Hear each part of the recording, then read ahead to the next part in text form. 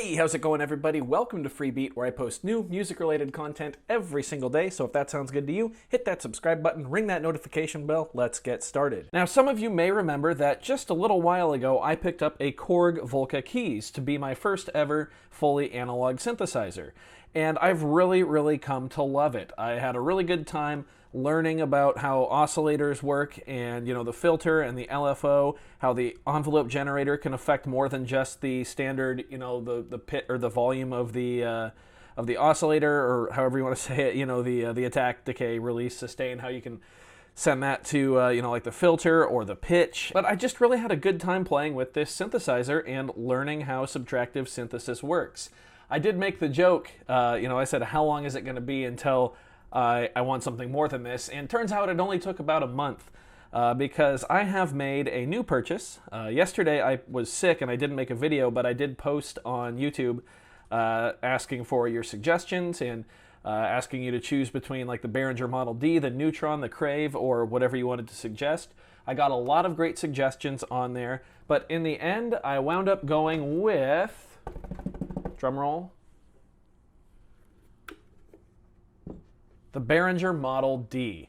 I actually went to Guitar Center and they wound up having one in stock, and I actually only went there to get strings. I was going to wait about a week on purchasing something. I went there to get some strings for my bass, and the salesman there was so nice, and he gave me one hell of a deal on this thing. I'm not going to say what I got it for, but it was way less than the retail price, which already for what this is, 300 USD is crazy, and I paid way less than that. So very thankful to him for hooking me up. But yeah, this is a clone of basically the Minimoog, arguably the most famous synthesizer of all time. This is made by Behringer, and it's an amazing synthesizer. This is a lot more than the Volca keys. I have a lot more to learn about it. I played around with it a little last night and kind of got the basics down, but I still don't know next to anything compared to a lot of the other folks out there. It's also got a little patch bay up top, which is really cool because it came with 2 patch cables, so I'm kind of learning the basis of that. Really nice introduction to modular stuff. I was going to get the Neutron, but the more I thought about it, the patch bay was very overwhelming. And this is as close to the sound that I wanted anyway, so the Model D just started to make sense. And then when I noticed that a lot of people were voting for the Model D, I just went ahead and pulled the trigger. So let me get this thing plugged in, and we will have some fun. Alrighty, so the power switch is right on the back here. There we go. Before I plug in MIDI, let's make sure we have audio. Yep, so that right there just plays an A, and it is for tuning the oscillators, but I like to use it to make sure that everything's plugged in and working. Let's go MIDI in right here. We'll snake around to the MIDI out of the key step. And let's make sure we can play. Oh yeah, we can play. All right, awesome. So before we kind of dive into playing around with some of the sounds this thing can make, I just want to assure folks that this is not going to become like the focus of the channel, don't worry. The channel is still going to stay oriented around the pocket operators and the OPZ and, kind of the smaller quirky budget gear and how to squeeze value out of that. But this just seemed like too good of a deal to pass up. And in my opinion, this does fall into the category of budget instruments. And of course, it's quite obvious there is a lot of value to be extracted from this machine here. So I am very excited. I also want to start sampling some of this stuff into the PO33 in future videos, and I want to get back into using my PO33 quite a bit. This is the device that kind of started the channel, so I want to come back to it and do some more stuff. This being a fully analog synthesizer, especially with the patch bay up here, I think we can actually make some pretty cool drum sounds on this thing. I've seen a few videos on YouTube, so I'd love to do a PO33 drum kit, all from the Model D here. So let's go ahead and just go over the basics. If you're not familiar with it, we got 3 oscillators here with tuning control for the second and the third one, and then a master tuner. Then we have mix for all those as well. And we've got all the basic wave shapes. We got triangle, shark tooth, sawtooth, and then 3 square waves there with different with different pulses, whatever it's called, with different pulse widths. Is that how you say it? Yeah, very cool. We've got the classic Minimoog Filter. I forgot exactly what it's called and how it works. However, it sounds amazing.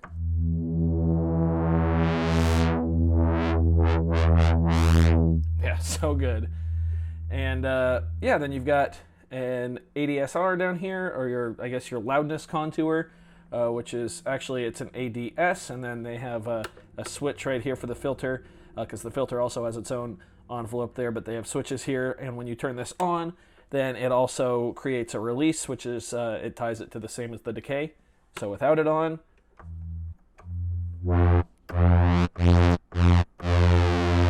and then with it on, pretty cool, pretty basic. And then it goes to an output not module, but just the output section here, where we have a headphone jack, a main out. I'm actually running through one of the other outs on the back. But yeah, that's the Model D in a nutshell. And then we have an LFO and a whole bunch of other modulation sources, as well as in and outs for almost everything up here. This is probably the main reason I went with the Model D. Like I said, I do want to start to learn how this stuff works. And looking at the Crave and the Neutron, they've got giant patch bays, and it was just a lot to take in. So having the bare basics along with, along with a Minimoog basically, was just way too good of a deal to pass up.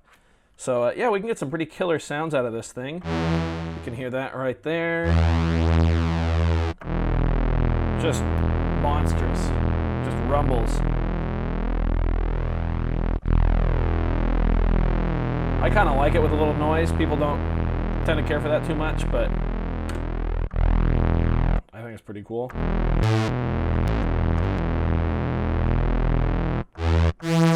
And up top, you get that classic lead.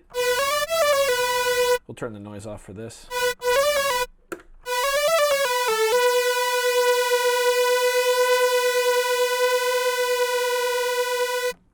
It is an analog synth, so it does fall out of tune.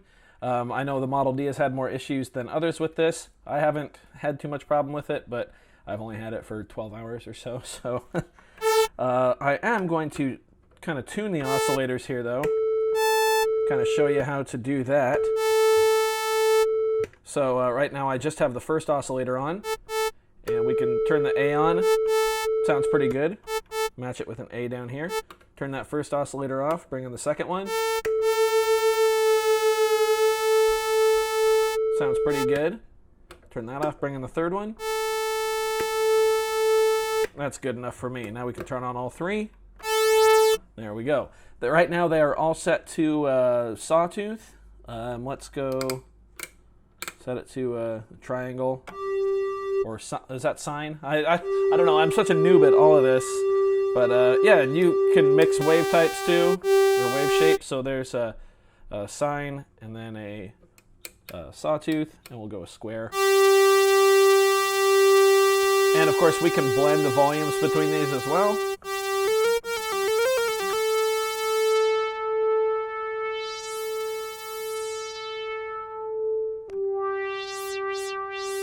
Just great stuff.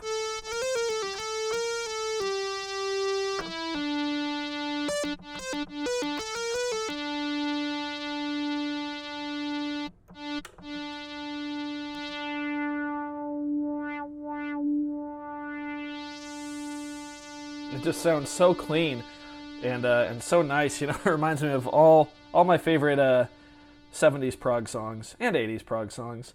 Let's see here. Let's go and get kind of like some deeper bass here. Actually, let's just play with one oscillator.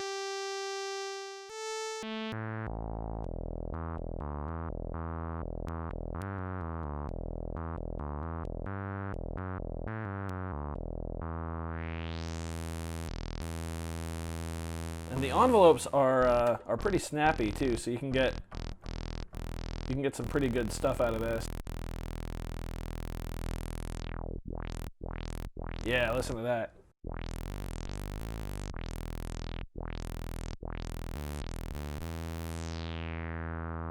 Yeah, that's really nice.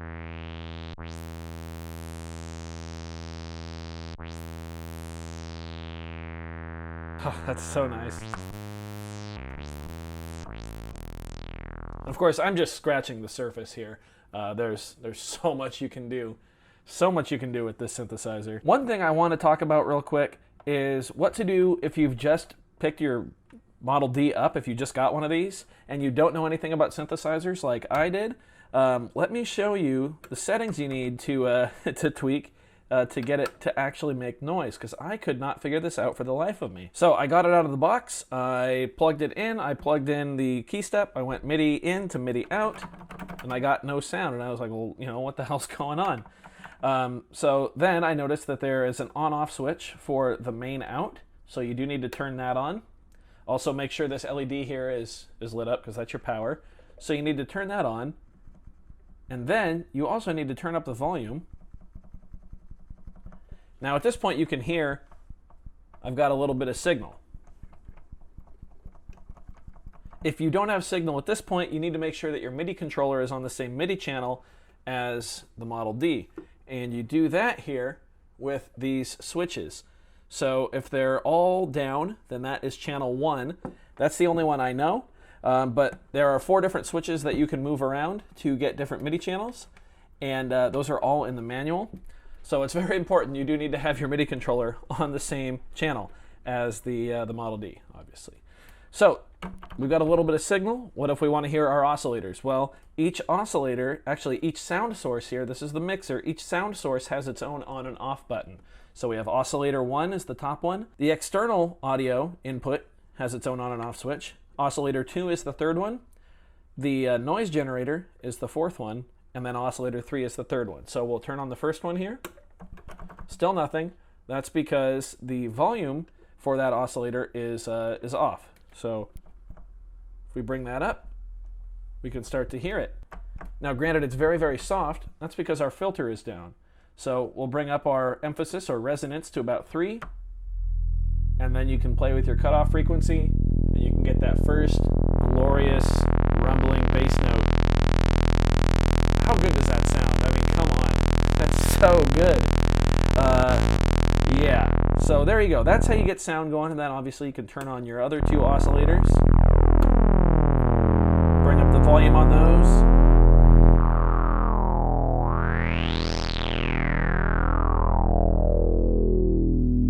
And get those going just for some beautiful, beautiful sounds. I cannot wait to start using this in my music, and I cannot wait to get this into the PO33. I'm going to have a bass and a lead, and probably some pads actually in the OPZ, because the OPZ's chord track allows you to have 4-note polyphony. So if I can get a really nice soft sound out of this thing, I'll sample it into the OPZ, be able to play it as a chord, which is really cool. 4-note polyphony and 6 notes overall with the new extended chord feature in the settings file. So yeah, I'm very excited about that. Obviously, you've got volume here I mentioned, headphone volume right there. There is an external audio input with its own switch here for on and off, as well as a volume knob. Now, if there's nothing plugged into the external audio jack here, it's actually going to, by default, route the main audio back into the external audio. So you can actually turn this up, and you can hear this kind of overload light goes off here, but you can hear it thickens the sound because it routes it back into itself if there's nothing plugged in. So that's a really good way to thicken your sound up quite a bit. Just amazing synthesizer.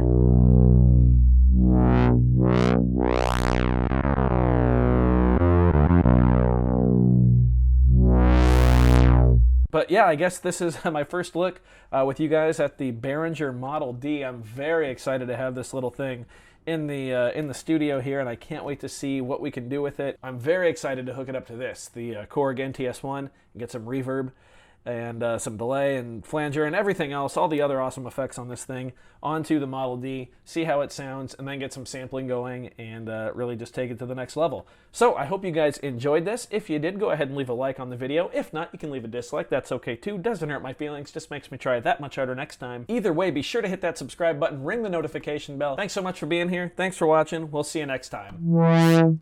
Bye.